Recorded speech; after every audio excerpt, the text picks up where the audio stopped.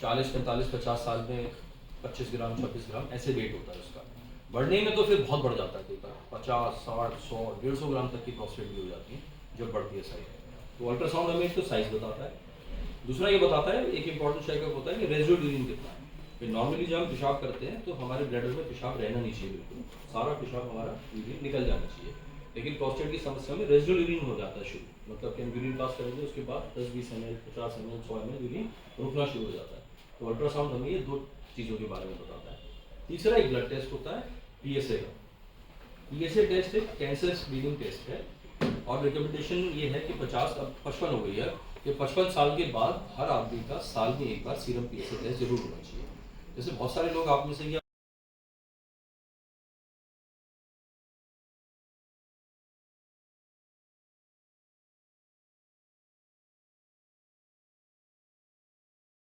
जो हमारा लाइफस्टाइल है अब इस समय बहुत ज़्यादा, खासकर 45 के बाद जो है वो एक ओबेसिटी के अराउंड रिवॉल्व करता है। वैसे तो मैं भी थोड़ा सा ओबीज हूँ, बट मैं जितना डिस्कस करता हूँ ओबेसिटी को, उतने मुझे प्रेरणा मिलती है कम खाने की, तो मैं इसीलिए ज़्यादा डिस्कस करता हूँ ओबेसिटी को। तो बेसिकली ओबेसिटी एक बहुत बड़ी प्रॉब्लम है आज के ज़माने में, और ओबेसिटी के साथ प्रॉब्लम ये है कि जब उसका अपना हाइपरटेंशन और डायबिटीज़ मिल जाते हैं तो हम टर्म कहते हैं डायबिटी। इससे न्यू टर्म है, not a new term but अभी अपकमिंग टर्म है, और हमें इसको डिस्कस करना चाहिए बिकॉज कि अगर हम डायबिसिटी को प्रिवेंट करेंगे तो हम अपनी लाइफ, जो हमारी लाइफ है उसकी लॉन्गिट्यूड को बढ़ा देंगे। तो अगर हम चाहते हैं कि एक स्वस्थ और अच्छी लाइफ जिए तो हमें डायबिसिटी से बचना है। अब डायबिसिटी के 3 कंपोनेंट हैं मेन, हाइपरटेंशन है, डायबिटीज है और ओबेसिटी है।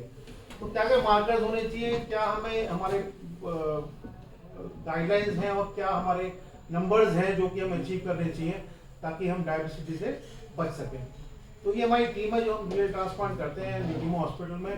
मोर than 250 transplant to our credit. Doctor Sharad हैं, डॉक्टर शालीन हैं, डॉक्टर हरिराज हैं, हम लोग we do liver transplant. This is something which is not been done in just part of at least UP. ये मेरे इंस्टीट्यूशन जहाँ मैंने पढ़ाई करी है। अब बात करते हैं हाइपरटेंशन की। तो हाइपरटेंशन को मालूम ही है, it's a serious medical condition.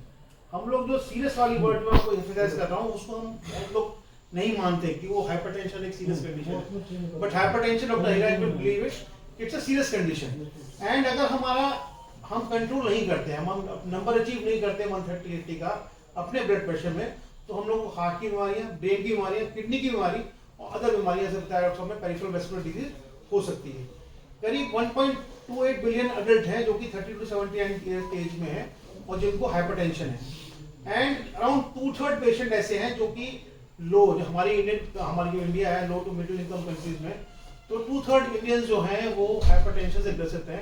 और अडल्ट जो हमारी पॉपुलेशन जो हम लोग उसको आज डिस्कस कर रहे हैं, at every fourth person is hypertensive. और सबसे बुरी बात जो है कि हम लोग अपने हाइपरटेंशन के प्रति अनअवेयर हैं, या हम सोचते हैं 140/80 हमारी एज के लिए ठीक है, 150/90 तो कोई बात नहीं, 60 की एज है। ये गलत है, ये एक मिसनोमर है, ये एक हमारा मिथ है, ये हमारे सगे संबंधी वाला बताई बात बाई ग्रुप गलत है। हर आदमी का ब्लड प्रेशर 130/80 रहना चाहिए after beyond the age of 140 years, ठीक है ना। बच्चों में हाइपरटेंशन आजकल डेवलप हो रहा है, बच्चों की बात हम नहीं करेंगे, बट अडल्ट में जो हाइपरटेंशन है वो एक सीरियस प्रॉब्लम है और उसको एड्रेस करना चाहिए। और एक दूसरी इंपॉर्टेंट बात है कि 42% पेशेंट जो हैं वो हाइपरटेंशन को डायग्नोज नहीं कर पाते हैं, और हर 5 में एक एडल्ट को हाइपरटेंसिव है और वो अनकंट्रोल्ड है।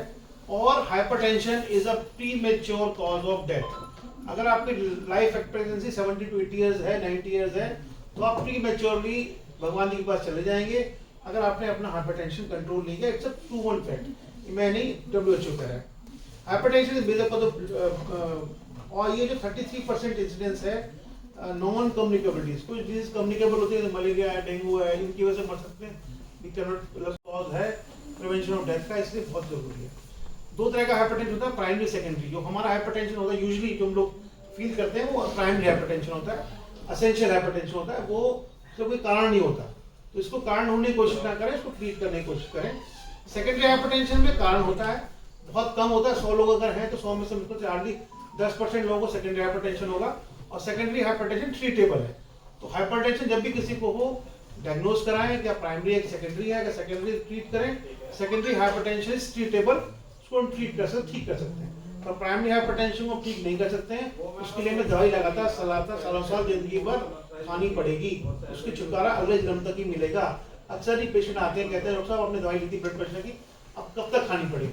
तो मैं बोलता हूँ भाई ये तो अगले जन्म तक लोगे तभी छूटेगी, लेकिन आपको जिंदगी भर लाइफस्टाइल ही खानी पड़ेगी, कोई तरीका नहीं। पर कुछ पेशेंट जो हैं जैसे प्री हाइपरटेंसिव हैं, जैसे इनका ब्लड प्रेशर ज़्यादा बढ़ावा नहीं है, इनिशियल आपके आते हैं, आपने उनका सॉल्ट टेस्ट किया, जैसे डॉक्टर साहब ने बताया कि आप उनका लाइफस्टाइल मॉडिफाई करते हैं, नमक कम करते हैं, तो उनकी हाइपरटेंसिव रिक्वायरमेंट कम हो सकती है, खत्म भी हो सकती है, but that is initial stage.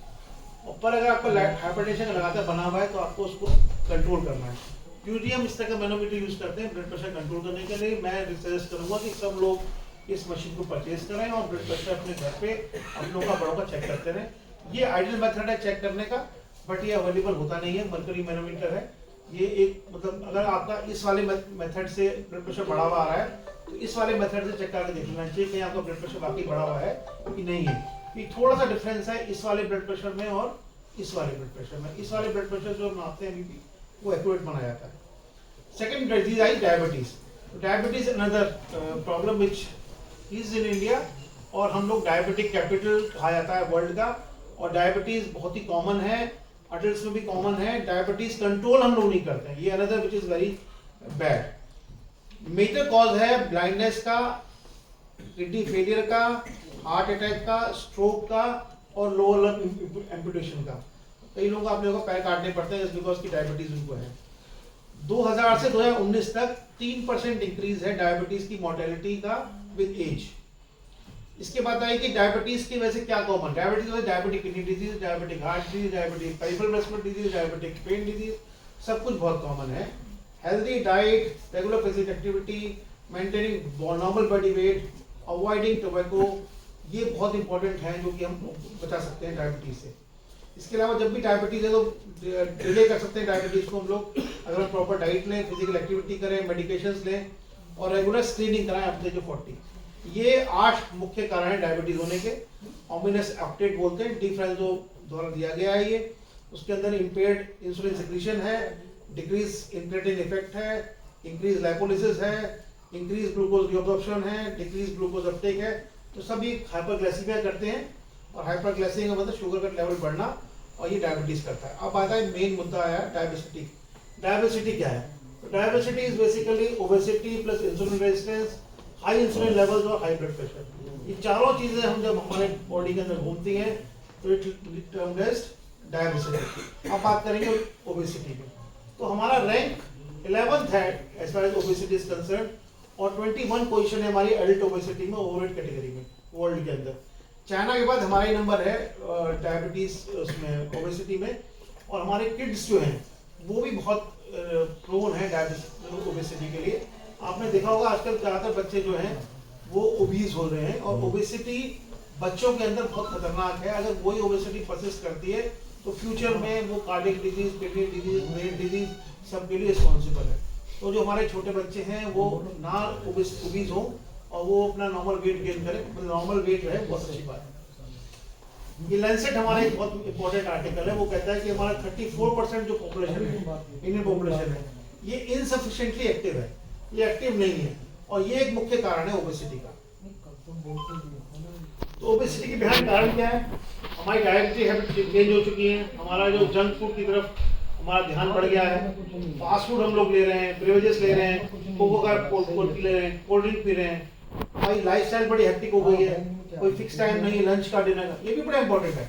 अगर हम लंच ले रहे हैं टाइम से लें, डिनर ले रहे हैं टाइम से लें, ब्रेकफास्ट कर रहे हैं टाइम से लें, ये नहीं कि जब भी कुछ खाने को मिला खा लें। हमारा शरीर तैयार नहीं है उसके लिए कि कुछ भी हम खा लें, ठीक है जी।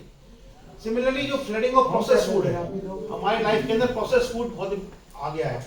हम हर चीज जंक फूड बन खा रहे हैं, बर्गर खा रहे हैं, पिज्जा खा रहे हैं। खाइए बट एक लिमिटेड अमाउंट में, हफ्ते में एक बार खा लीजिए, ज़्यादा नहीं खाइए उसको। और वो एक हमारा बहुत ही कम पार्ट होना चाहिए हमारे डे टू डे रूटीन का। ये नहीं कि आप रोज बर्गर खा रहे हैं, रोज पिज्जा खा रहे हैं, रोज आप चिप्स खा रहे हैं, ये नहीं होना चाहिए, and it should be totally avoided. जो हमारे प्रिजर्वेटिव्स हैं वो भी नुकसान करते हैं, और जो हमारे पेस्टिसाइड यूज होते हैं वो भी नुकसान करते हैं, और जो हमारे स्टैंडर्ड ऑफ फूड्स है वो कहीं भी फॉलो नहीं होते ऐसे खानों में।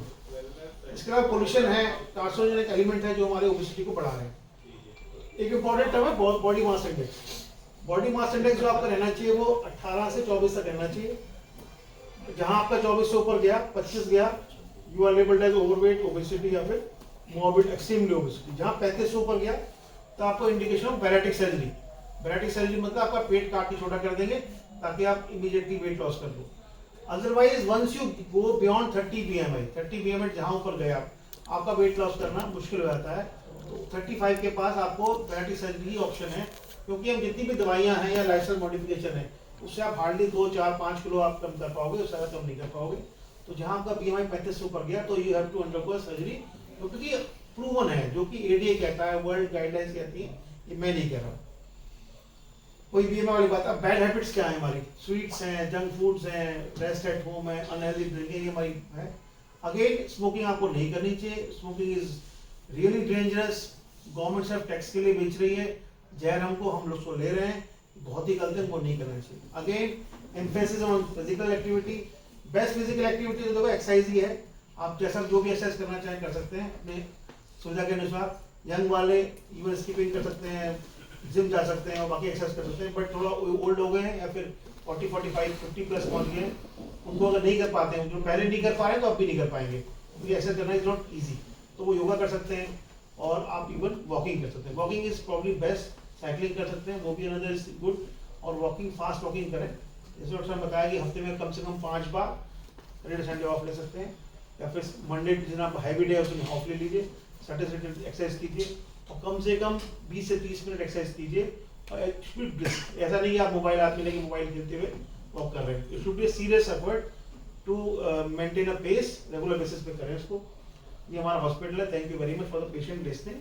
Any question regarding obesity, diabetes, anything, BMI? मुझे लगता है हम सभी इससे पीड़ित हैं।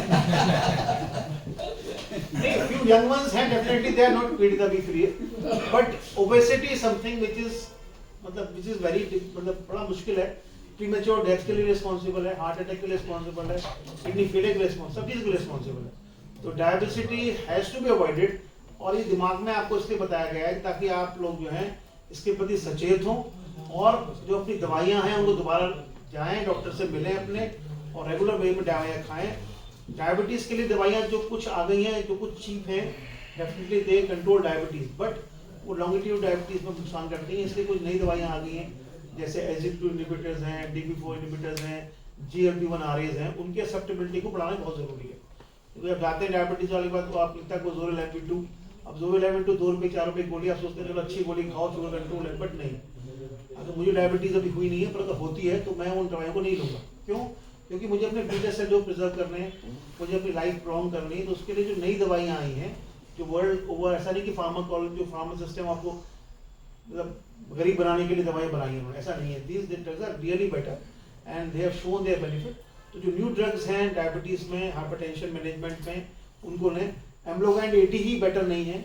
या few drugs like ACE and ARBs, beta blockers हैं जो इंडिकेटेड है, तो वो ऐसी दवाइयाँ लें जो आपको बेनिफिट भी दें, जो आपकी लॉन्गिट्यूड बढ़ा देंगे, प्लियोट्रोपिक इफेक्ट भी हो, बिसाइड कंट्रोलिंग द नंबर्स 130 के अलावा और भी बेनिफिट करें, स्टैटिन की जरूरत ना पड़े, एथरोस्क्लेरोसिस की जरूरत ना पड़े।